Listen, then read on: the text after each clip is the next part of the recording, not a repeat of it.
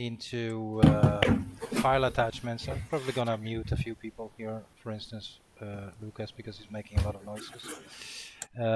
We will dive into file attachments, and I have the gang here, so my beloved audience. Yes, okay, get off. All right.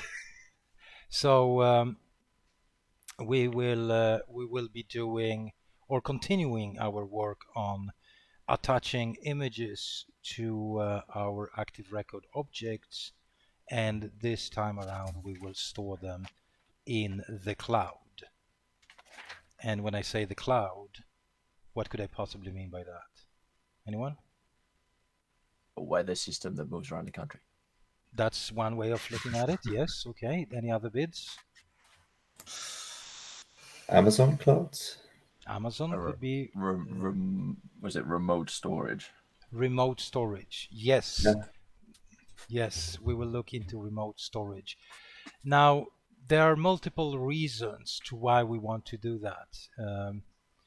And one of them is because we are using Heroku as a platform as a service provider or infrastructure as a service provider. It depends a little bit how you look at it. But let me just switch over to another organization, actually this one. And so with Heroku, we get a lot of fantastic functionality. First of all, we can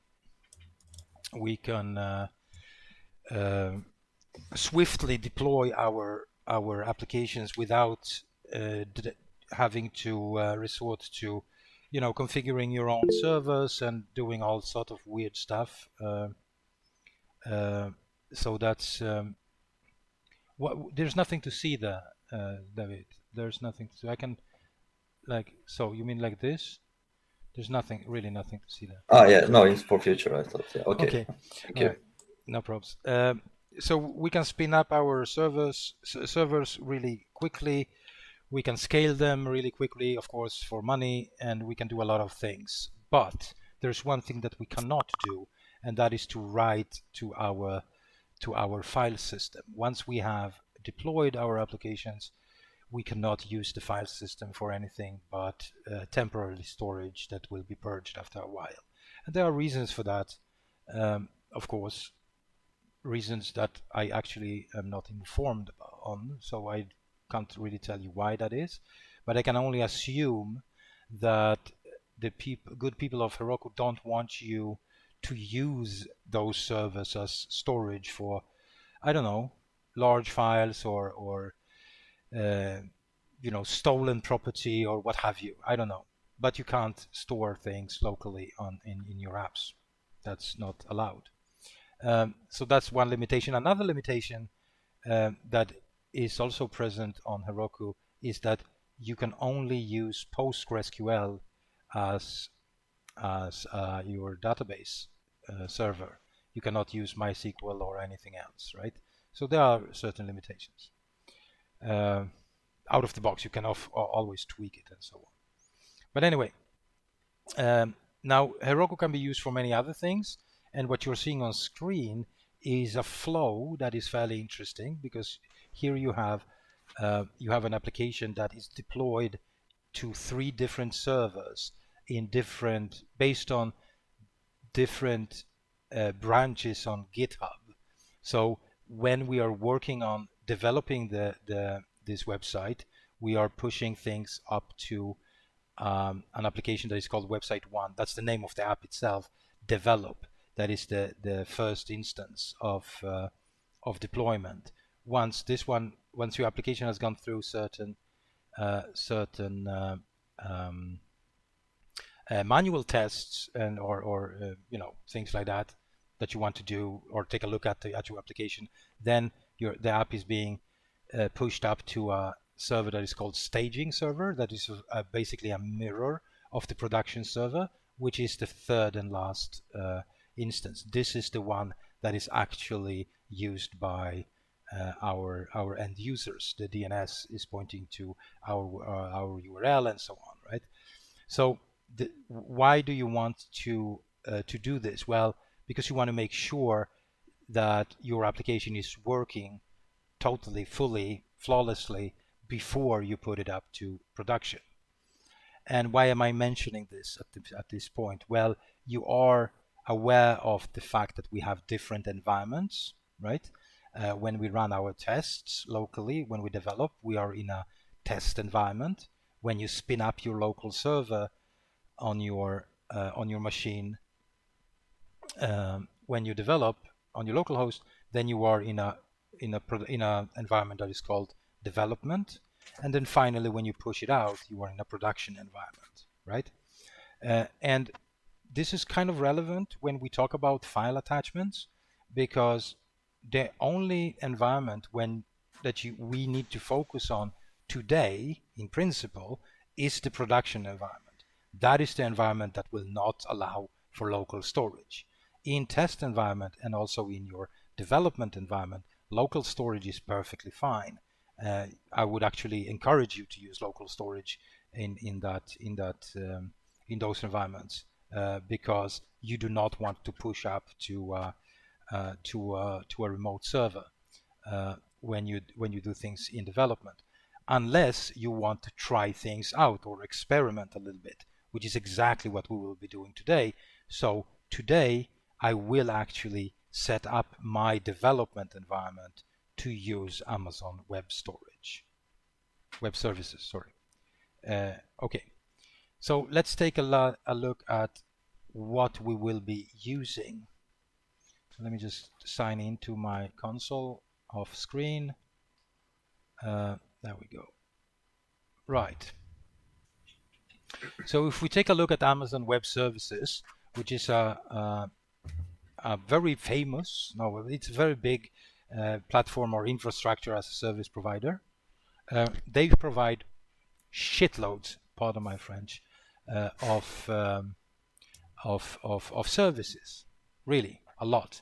You can spin up your databases. You can spin up your servers. You can do serverless computing on Amazon Web Services. You can do a lot of things on that platform. What we will be using today is a very, very simple service. It's a remote storage service that is able to actually use we can upload our files to this service, and we can also access those files one way or another, right? So if your application, for instance, have avatars for your users attached, or if your application is dealing with news articles and those news articles are supposed to have images attached to them, then we can store those images on Amazon Web Services and have a reference to that URL stored in our database, and so that whenever we display them, we serve them on our clients, we can fetch those things and display them on site. Does that make sense, people? Yep. Right. Good stuff. And that service is called S3. So that's the note along here. S3 is what you need to remember. And there is another piece of terminology that you need to remember, and that is the word bucket. So an S3 bucket is in front and center here. That's what we're going to talk about. That is basically a remote container attached to your Amazon Web Services account, in this case my account, and you can see that I have quite a few of them actually, because I've been running my bootcamp for a long time now, and I have not only one but quite a few buckets lying around. And some of these buckets actually have some warnings on them, because the security settings are perhaps not in line with what Amazon would like me to set, but nonetheless, that is the deal here. But actually, if we take a look at two of these buckets that have warnings on them, and I will just highlight these two, these will be those ones. They are called CA Fodder Development and CA Fodder Production. Okay, so these are actually good examples to zone in at for this particular talk, because these two buckets are dealing with the same application but in different environments. Now the CA further development is actually for the development environment, which is something that I told you shouldn't do unless you are running some experiments, which is clearly what I did here on this one. And the CA further production is the actual production bucket that we will use for the same application. Do you understand? Now, what can we see on screen here? Well, we can see that those two buckets are based in Frankfurt. Hello to our German friends here, if we have any. Now, they were created when Amazon Web Services didn't have a data center in Sweden. Nowadays, they have one in Sweden, which means that, for instance, if we look at Classy News or El Gaucho, what the fuck ever that is, I don't know, they are actually based in Stockholm, as you can see here, right? So why is that relevant? Why don't we just place them in US, in Northern California or in Oregon? Well, the closer, the better, I would say, right? The internet is reliant on distances as well, because the packets, the TCP/IP packets, needs to travel across the world if they are placed somewhere else in a weird place. So let's take a look at the further development and further production. I'm going to open up let's open up the production one actually. So here we can see that there's a lot of objects. This is basically a file system, gentlemen and ladies, of course. So there's not much to say about that. We can see that the file names are really weird and they don't mean much. We can also see that there are different sizes. A lot of these things are really, really small. Some of them are bigger, and well, we don't have any really big ones here. The biggest one is 4.4 megabyte. We also have another folder here that is interesting, that is called variants, if you see on top of my screen. And here we also have some references to some objects. I will get back to the variants folder in a while. Now, let's take a look at one of the big ones, the biggest of them all, right? Hey, we're guys after all, so we want to go for the big stuff. So we can see here more details about this particular object, when it was modified, where it's located. There is an URI here, and there is a link here to an object URL. And remember that this warning was saying that all the objects are actually public. So this one is actually accessible directly through this interface. So we can click on this one. Well, or we thought it was. Well, we get an access denied. I can fix that. We did fix that.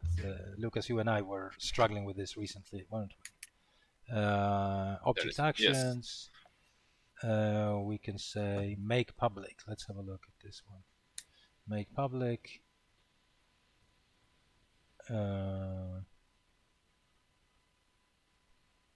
Right, so let's do this and let's do this. Oh, there we go. Right. So now it is accessible, which means that you can, in principle, access this object yourself if you want. So there's the link to that thing. It is basically an image from a meetup that we were hosting a while back. It's nothing fancy, but it is attached to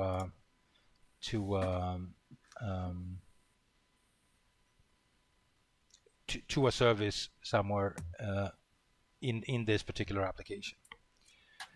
So what we will do today is to make that happen for our newsroom app, our news production application.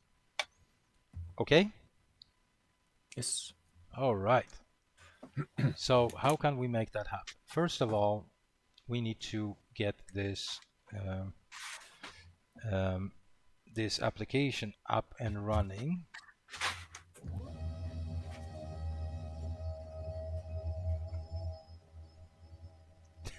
Is that Luke? Are you raising your your desk? You're disappearing in the background. Okay, so let's see. We had what's the name of your? Oh, it's the fake news API, right? So we're gonna go to fake news API, and we want to open this in our code editor.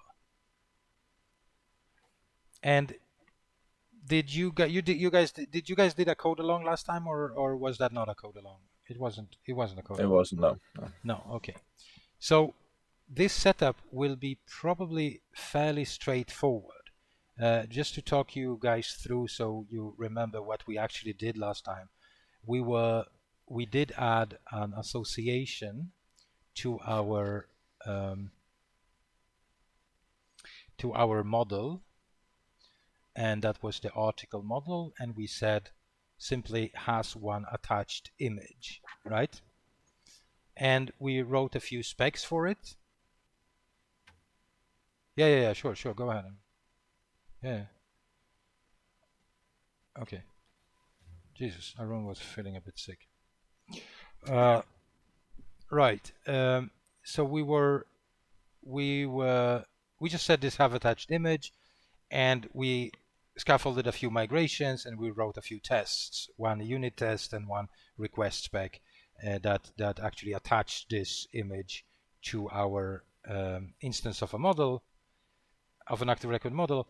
And we also worked a little bit with base64 encoding, and we wrote this fantastic, if I may say so myself, decode service where we are able to take a look at a base64 encoded image, extract the necessary information out of that string using regex, which is not my strong side, but apparently just enough strong on that one to be able to build the service and attach it to our model. But it is, as we said before, stored locally. And how do we know that? Well, we do know that because in our config folder there is a file called storage YAML. Yeah. Yes. And it says here test and local, and then we have some commented out code. We will talk about that in a second. And it says here service disk. That's out of the box functionality. When we create a Rails application, it automatically adds this thing for us, and not much else is being done. So what can we do?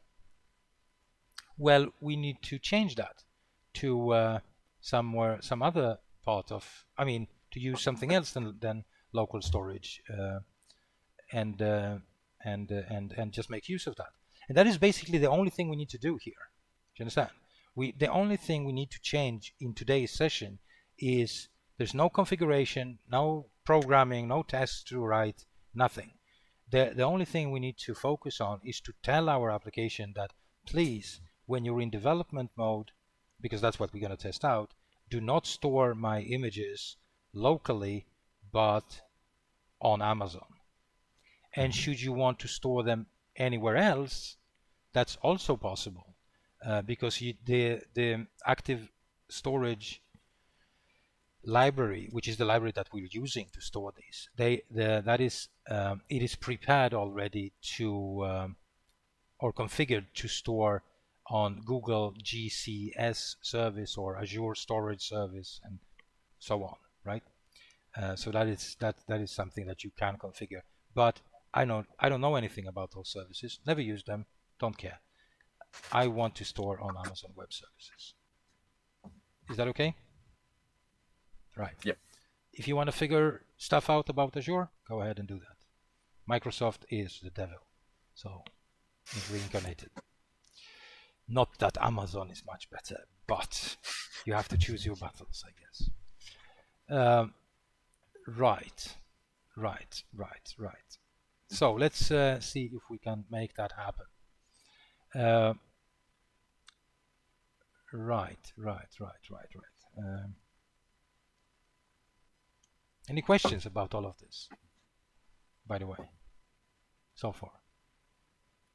No, not yet. No? Nothing? Okay. There you go. No questions. Please have a question. Is this free service? Is this service Good free? question. That's That's a very good question. Is this a free service? And the answer is almost. So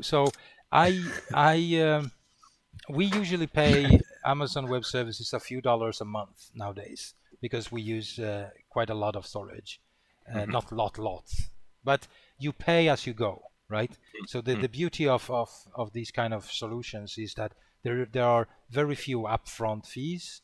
You don't have to worry about that, and you basically pay them for two things: storage and traffic. Okay. So if you only store one single file and millions of people want to access that file on a monthly basis, then you will pay them a lot of money. If you store massive amount of files and consume a lot of storage area space, but nobody access those files, you will still pay them money.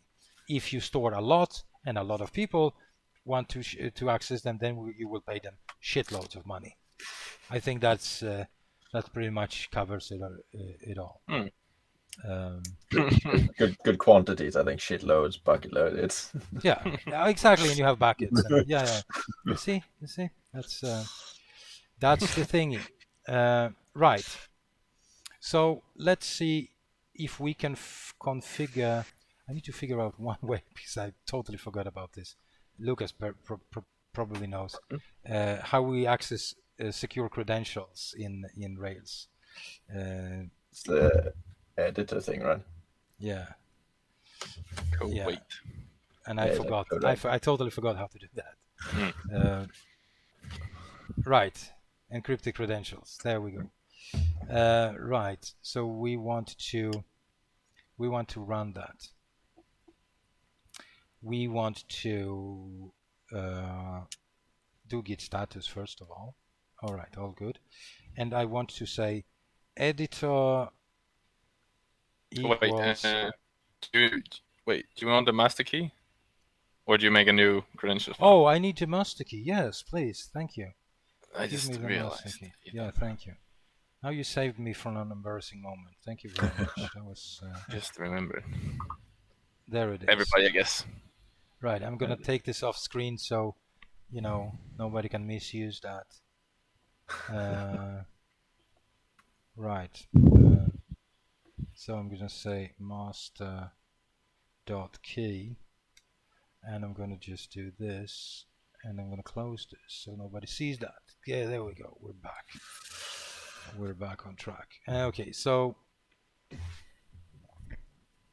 now I'm gonna do editor equals, and I will say code, right? I think, and then dash weight. Is it? Yeah. I think so. And then Rails credentials :edit. So it's a rake task. Credentials edit is a task. Could be dash weight, but I don't know if that could be.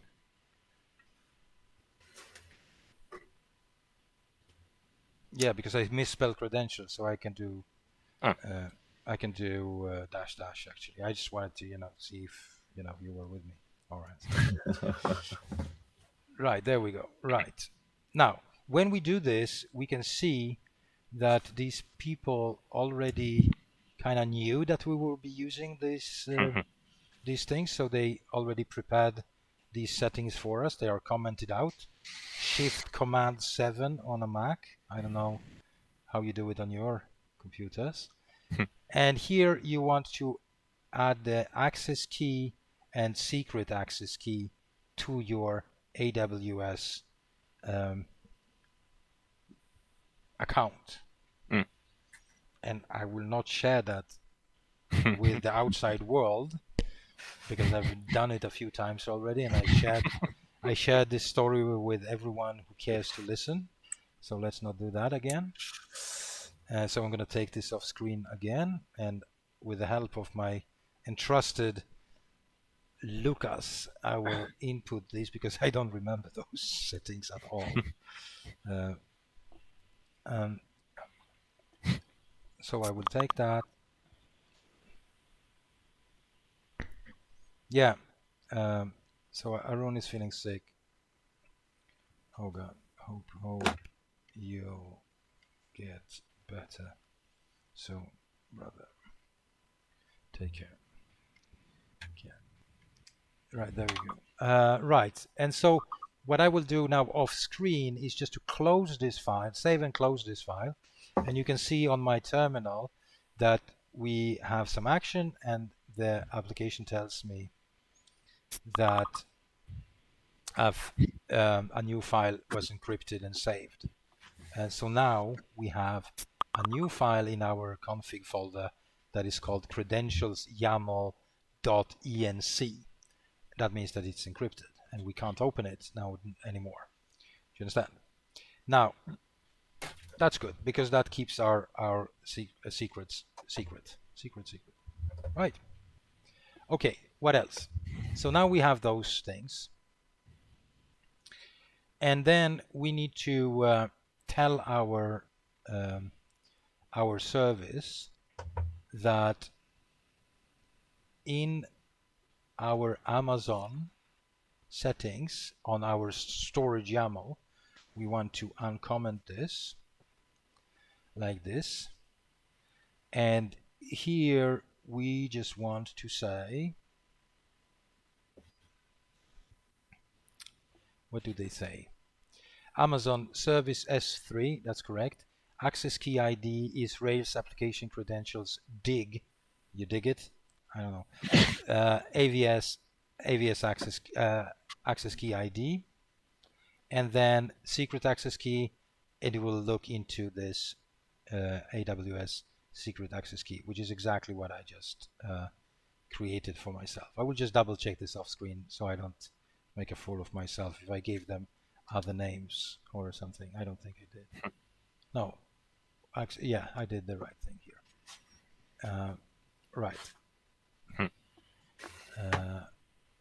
Okay, and then we need to tell this guy what region our bucket is in and also our bucket name, right?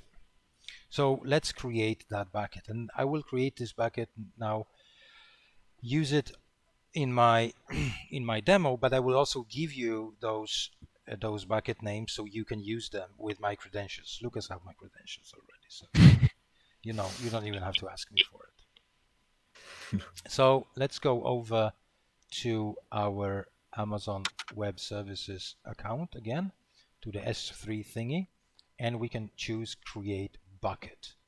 So we will create that. Right. And my bucket name will be fake news, and I have to call it 2021 because there was another one. You're not original, guys. We've already had a cohort that built fake news application. I'm sorry No way. to say. What? Yeah, I know. Yeah. Did they do conspiracies though? Is that the name? I can't remember. It was probably such a shitty thing, and you guys are doing so much better. So sorry if I'm hurting somebody's feelings here. No, I don't know. It didn't So make you- an everlasting impression on me, so it couldn't have been that good. Anyway, so I'm gonna call this development like this, and we will copy settings from an existing bucket. I will take the shortcut here because I've already set up buckets like this. And I know that Bocado Production is another bucket that I actually use often. It's a good setup, so I'm just going to choose this one. And this one will, but I have to say choose Stockholm here, right. Right, and let's see. block turning off block. I'll probably block it on the object within the camera. Right, I can turn off this no, right, because I can enable that for individual assets instead. Right, that's it. That's the only thing I need to do. Oh, I already what? Oh, I need to use dashes and not underscores. Sorry, underscores are not allowed. It's an old habit. Right, so we're just gonna create this bucket, and then I will create yet another one.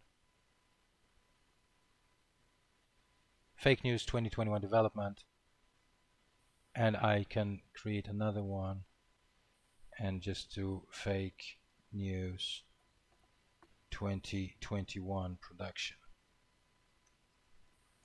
So I will give those both of them to you, and you can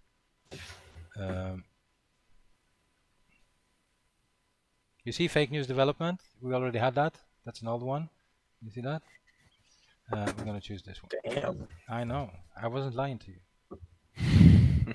Right, and we block everything. It's a conspiracy. It is a conspiracy. It is. Right. Okay, so now we have those two. So could somebody note down those names so you know what they are called? Fake news 2021 development and production. Okay. All right. So we're just gonna take the development one here, and I'm gonna set this name here. Boom. And the region is EU North 1. So we're just going to change the region to EU North 1. Okay, that's it. Let's close this one. But what else do we have to do? Well, in our environments, you see, in our environments, we have 3 files in config environments. One called development, one production, one test RB. So, just so we know, in this, you need to take this down or try to remember this. Your configuration for your app is stored in the application RB file. This is the main configuration file for your application. Then you have those configuration files in environments, one file for each environment that you have: test, development, production. So if we look at test, you can see here that there are a lot of settings, and one of the settings you can see here on line 37. We're in the test environment. It says config active storage.service equals test. Right now, if we look at the development environment, we can see here action storage 31.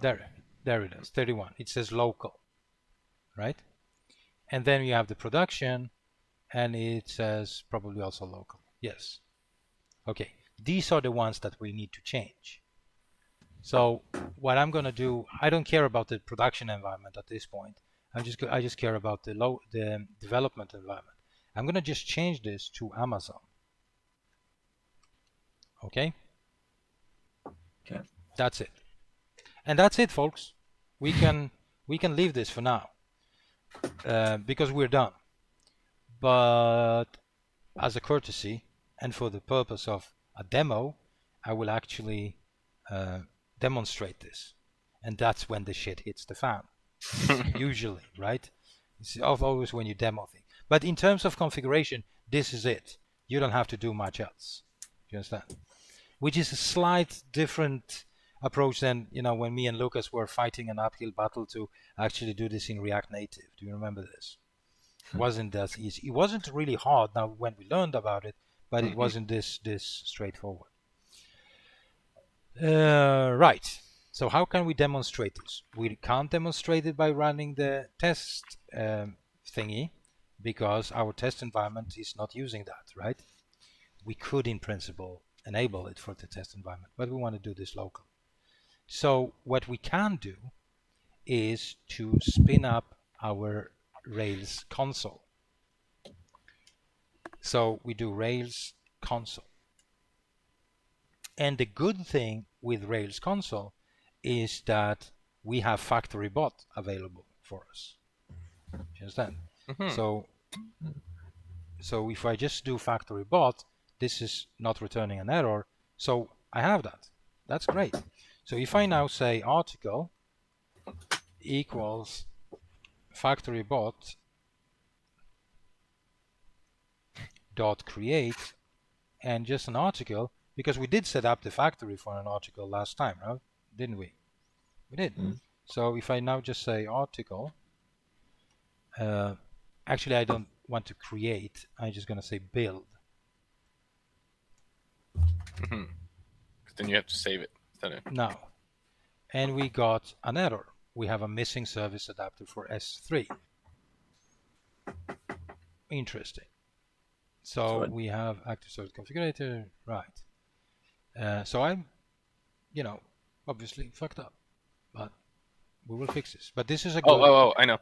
What? Me. Gem. You need a gem. Yes, I need a gem.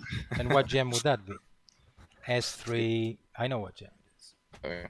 But very good spot. Very good spot. Forgot about this. Totally. You have an extra star on in my book now, Lucas. The gem is called AWS SDK S3, and we will install it like this. We will install it in the main production group, so not in development test or development, right? And we need to say require false. And why do we need to say require false? Because the gem documentation tells us to. So, all right. That's as simple as that. No, because some gems, when you use bundler, some gems, the gems are included by default, right? In your settings. That's why you don't have to do require this, require that. But this one is actually not needed for the entire application. It's only needed by the active support gem or active storage gem, or library. So you don't have to do that. So we need to bundle up like this, and then we need to run Rails console again, and we need to say build this article again, right? Well, actually, I can actually create it because it's it doesn't really matter. It will invoke that anyway. So, right, there we go. Okay, and now we got AWS S3 invalid access key ID. The AWS access key you provided does not exist in our records. Well, thank you very much, Lucas. The fuck? What? Well, that's interesting. It sure is. It sure is. Damn it. No, like white spaces or anything. Something maybe. Let me. Is it a new? I mean, this is what I use. Yeah, for I think the I actually for... I reset all of these because Uh-huh. yeah, at some point there was I was worried that it was breached. Hold on a second, I can fix that. Should I find the one for the app that we did? Yeah. Well, if you search for that, I'll search on my end. Okay, that's not a bad thing, actually.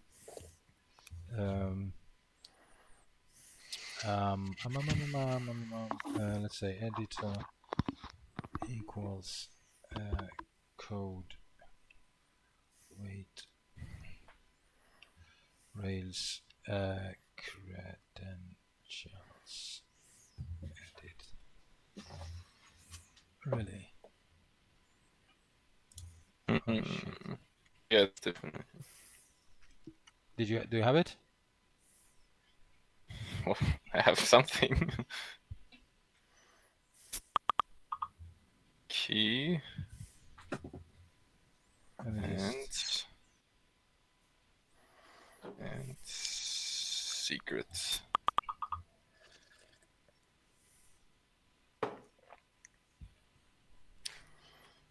Okay. Let me see what you got there. Oh shit, now I'm exposing my stuff anyway. What the fuck?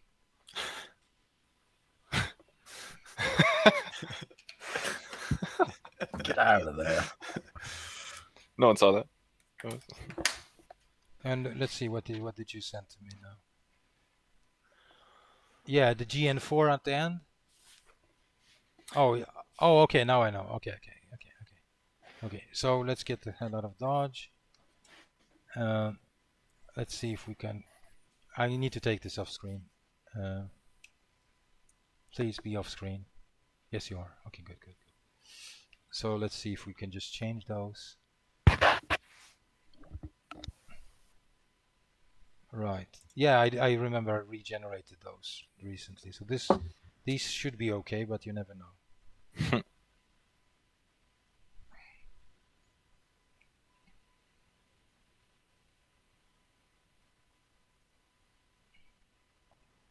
Okay, here we go. We're back in business. There we go. All right, so more Rails console. And we do another try. 3 is a charm, right? Let's see. Yay! It worked? Yep. So now we're going to go to fake news development. Loading objects. No, that wasn't the one. Fake news development 21. There we go. 21, yeah. Oh, 21. Right. This is the one. This is the one. And I'm going to make this one public just for the sake of this one.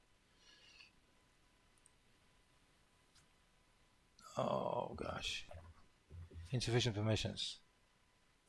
Okay, I can't do that. But I can show you that in a different way. So we're going to get an access denied on this one here. Right? Okay. So now you're thinking, this is not working. Well, it might work. Okay. Let me just get this for you. Right.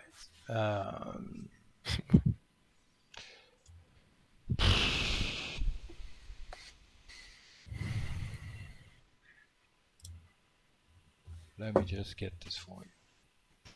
Orders, products, right, products. Right, that's pretty straightforward, apparently. So we created this guy. As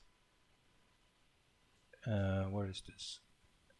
Article, right. So we just do article dot image URL. Image URL.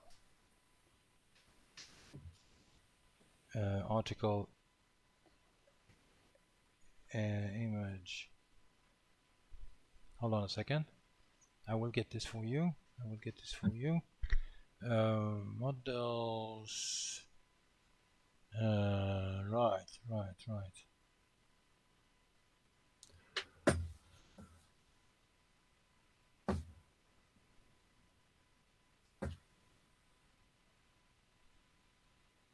Oh, really? No. So article image. And is it called service URL? I think it's called service URL. Right. And so now if we just take this big URL, paste this in here, which is much longer than the one that we had from this one, and we got this. Right. So this is the, you remember last time around we did this this dummy attachment? That was the dummy attachment. So you basically need, and sorry for making this so awkward and so long, but what you basically need to do is to just call, you know that you have an image attached, and then you just call service URL on that image. And if you have Amazon set up, then that URL will be auto generated for you, and it's a really long one that is pointing to this object, and then some permissions and dispositions and all of that stuff, right? if you would dissect this URL, you remember I can do it here just for the to take a look at it. You see, it shows fake news development northamazon.com. That's the host. You remember we had this talk about URLs when they pass in some parameters. Then you have the object ID, which is 23M zeta yada yada, which was accidentally the same thing as this object ID here, right? And then you have some parameters. So for instance, let's see, what do we have here? We have response content oh shit. Come on, where are you? You shit, there you are. Response content disposition inline, file name, default article image PNG. Do you remember we gave that this image name? And then you have more, file name, default article image PNG, response content type again, and then you have some other stuff like XAMZ algorithm and yada yada. You know, who cares? But you are passing in a lot of parameters, which makes the object accessible for a certain period of time. Now, this URL won't work forever. It only works for a specific, I don't know if it's 30 minutes or something like that, but eventually it will stop working. You understand? But it's enough for you to display this image in your application and so on. You understand? So you will send that off with your JSON response in a serializer. You can set this up, right? Okay. So if I don't use serializers in my demo yet, but that's good. And what you just said, image service URL in chat, when you said expires in 1 hour disposition inline, is that you can there is some default functionality with the service URL. You can always override that, right? And in your case, what you said there, you want to override this to 1 hour. You can do 10 hours, 12 hours, 5 years. I don't know. You know, I guess there are some limits, but that's pretty much it. That's pretty much the whole thing. What we can play around with, if we want, is can remove this. Is, let's say that I download. No, let's see if we have an image in public. Oh, that's okay. So let's download an image and see if we can do something. Let's do fake news Trump. I don't know.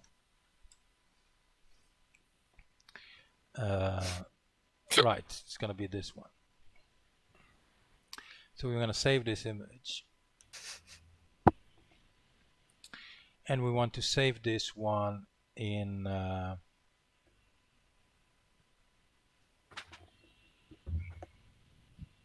let's save this one directly. No, let's save it on the desktop. Trumper. Right. So we're gonna save this one on desktop, and we want to show this guy in Finder. It didn't pop up anywhere. No, what's up? Let's close this. Where's my file explorer? Oh, there it is. Okay. And so I'm gonna drag this guy into my public folder here.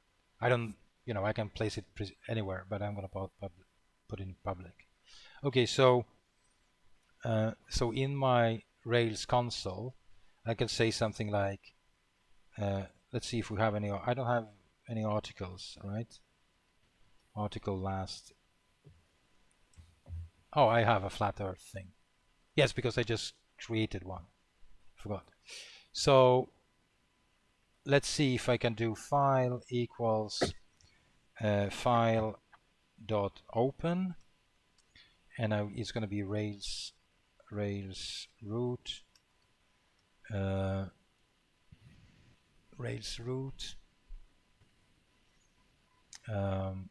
how do I do this? In the Rails root, and I can do Rails root files. Oh, yeah, join, and that's going to be the public folder, and the next thing will be the, what was it, Trumper, right? Trumper. Trumper.jpg. Actually, that's the name of this thing. Right. So that's going to be the file. Right. So that if this path would be the wrong path, this would actually render an error for me. So this worked, and now I can just do very softly article image attach, and then IO would be the file that I just created, and I can give it a file name, and I can just call it whatever, but as a string. What was that IO thing again? I think it's short for image object. That's all I know. Okay. Thank you. Yes. Or input object. It depends a little bit. Okay. It doesn't really matter. That's what I'm saying. Okay. It's just anyway. Just what you gotta use. Yeah, let's try not to pass in any content type. Let's see if that works anyway. So let's try to attach this guy now. So we deleted file from, deleted, commit, and then so on. And so now if I do article image service URL, I get another URL, and hopefully we're gonna see Trump on that, but who knows? Let's see. Where is the? There we go. And now this guy is attached. And you can try it if you want. I would actually appreciate if you tried it and just confirm that you see the same thing as I do. It's pretty long. Oh, there's a character limit. I couldn't send it off, could I? No, I did send it off. Yeah. Can you try to follow this one? Doesn't have any style associated. Yeah, the XML file does not appear to have any style information associated with it. Okay, so I just couldn't. Let's see if I can send this off in Slack to you guys, because I don't think you got the entire thing. So if you do this now. Oh no, I didn't copy the whole thing. Sorry, it's my fault. That's okay, but Trump turns up in Slack instead. Oh no, it was the correct one. Can you follow it? Yes. Yeah. Okay. So that's that's it. That's about it. That's what we have for you. It doesn't get any harder than that. Awesome. Nice. Okie dokie. Awesome. Right. Nice dance.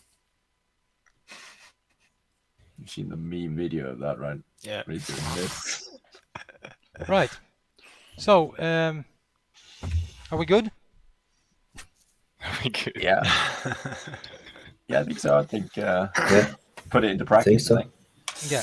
Now, so the thing is that in Rails, this is extremely easy to do, right? Even if you guys might think that there was a few moving steps, but if you think about it, it wasn't. Like, the only thing you needed to do is to say has one attached, and then just get these things, and everything is done for you out of the box.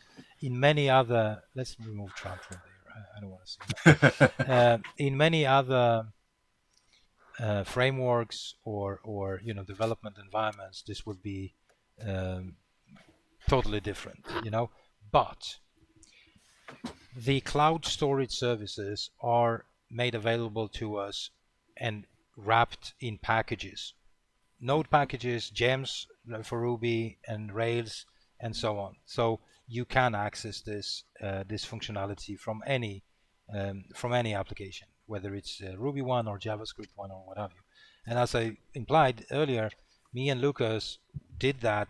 Well, mainly Lucas actually, from a React Native application already. So that's totally doable. And if I'm not mistaken, it was also base64 encoded or something like that.